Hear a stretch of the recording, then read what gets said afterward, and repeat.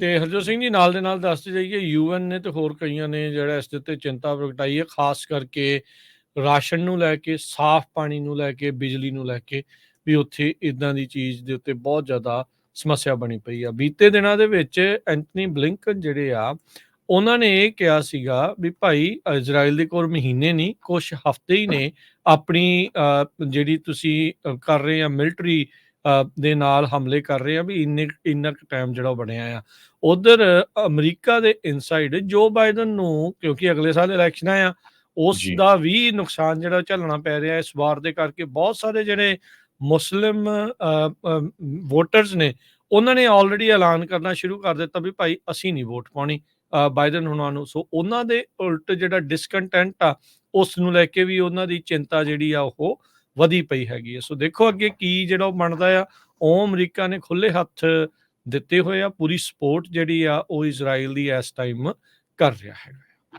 ਜੀ ਤੇ ਹਰਜੋਤ ਸਿੰਘ ਜੀ ਨਾਲ ਦੇ ਨਾਲ ਦੱਸਦੇ ਜਾਈਏ ਯੂਐਨ ਨੇ ਤੇ ਹੋਰ ਕਈਆਂ ਨੇ ਜਿਹੜਾ ਇਸ ਦੇ ਉੱਤੇ ਚਿੰਤਾ ਪ੍ਰਗਟਾਈ ਹੈ, ਖਾਸ ਕਰਕੇ ਰਾਸ਼ਨ ਨੂੰ ਲੈ ਕੇ, ਸਾਫ਼ ਪਾਣੀ ਨੂੰ ਲੈ ਕੇ, ਬਿਜਲੀ ਨੂੰ ਲੈ ਕੇ ਵੀ ਉੱਥੇ ਇਦਾਂ ਦੀ ਚੀਜ਼ ਦੇ ਉੱਤੇ ਬਹੁਤ ਜ਼ਿਆਦਾ ਸਮੱਸਿਆ ਬਣੀ ਪਈ ਆ। ਬੀਤੇ ਦਿਨਾਂ ਦੇ ਵਿੱਚ ਐਂਟਨੀ ਬਲਿੰਕਨ ਜਿਹੜੇ ਆ ਉਹਨਾਂ ਨੇ ਇਹ ਕਿਹਾ ਸੀਗਾ ਵੀ ਭਾਈ ਇਜ਼ਰਾਈਲ ਦੇ ਕੋਲ ਮਹੀਨੇ ਨਹੀਂ ਕੁਛ ਹਫ਼ਤੇ ਹੀ ਨੇ ਆਪਣੀ ਜਿਹੜੀ ਤੁਸੀਂ ਕਰ ਰਹੇ ਆ ਮਿਲਟਰੀ ਦੇ ਨਾਲ ਹਮਲੇ ਕਰ ਰਹੇ ਆ ਵੀ ਇੰਨਾ ਕੁ ਟਾਈਮ ਜਿਹੜਾ ਉਹ ਬਣਿਆ ਆ।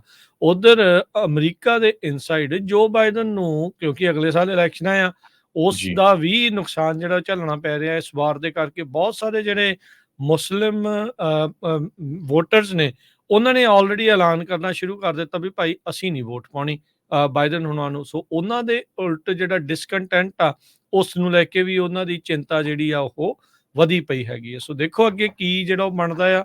ਉਹ ਅਮਰੀਕਾ ਨੇ ਖੁੱਲੇ ਹੱਥ ਦਿੱਤੇ ਹੋਏ ਆ, ਪੂਰੀ ਸਪੋਰਟ ਜਿਹੜੀ ਆ ਉਹ ਇਜ਼ਰਾਈਲ ਦੀ ਇਸ ਟਾਈਮ ਕਰ ਰਿਹਾ ਹੈਗਾ।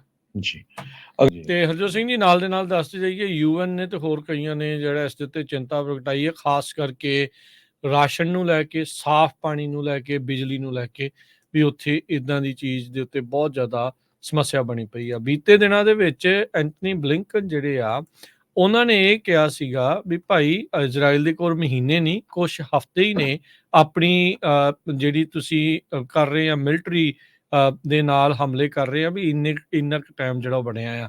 ਉਧਰ ਅਮਰੀਕਾ ਦੇ ਇਨਸਾਈਡ ਜੋ ਬਾਈਡਨ ਨੂੰ ਕਿਉਂਕਿ ਅਗਲੇ ਸਾਲ ਇਲੈਕਸ਼ਨਾਂ ਆ ਉਸ ਜੀ ਦਾ ਵੀ ਨੁਕਸਾਨ ਜਿਹੜਾ ਝੱਲਣਾ ਪੈ ਰਿਹਾ ਇਸ ਵਾਰ ਦੇ ਕਰਕੇ ਬਹੁਤ ਸਾਰੇ ਜਿਹੜੇ ਮੁਸਲਿਮ ਵੋਟਰਸ ਨੇ ਉਹਨਾਂ ਨੇ ਆਲਰੇਡੀ ਐਲਾਨ ਕਰਨਾ ਸ਼ੁਰੂ ਕਰ ਦਿੱਤਾ ਵੀ ਭਾਈ ਅਸੀਂ ਨਹੀਂ ਵੋਟ ਪਾਉਣੀ ਬਾਈਡਨ ਹੁਣਾਂ ਨੂੰ। ਸੋ ਉਹਨਾਂ ਦੇ ਉਲਟ ਜਿਹੜਾ ਡਿਸਕੰਟੈਂਟ ਆ ਉਸ ਨੂੰ ਲੈ ਕੇ ਵੀ ਉਹਨਾਂ ਦੀ ਚਿੰਤਾ ਜਿਹੜੀ ਆ ਉਹ ਵਧੀ ਪਈ ਹੈਗੀ ਹੈ। ਸੋ ਦੇਖੋ ਅੱਗੇ ਕੀ ਜਿਹੜਾ ਉਹ ਬਣਦਾ ਆ। ਉਹ ਅਮਰੀਕਾ ਨੇ ਖੁੱਲੇ ਹੱਥ ਦਿੱਤੇ ਹੋਏ ਆ, ਪੂਰੀ ਸਪੋਰਟ ਜਿਹੜੀ ਆ ਉਹ ਇਜ਼ਰਾਈਲ ਦੀ ਇਸ ਟਾਈਮ ਕਰ ਰਿਹਾ ਹੈਗਾ। ਜੀ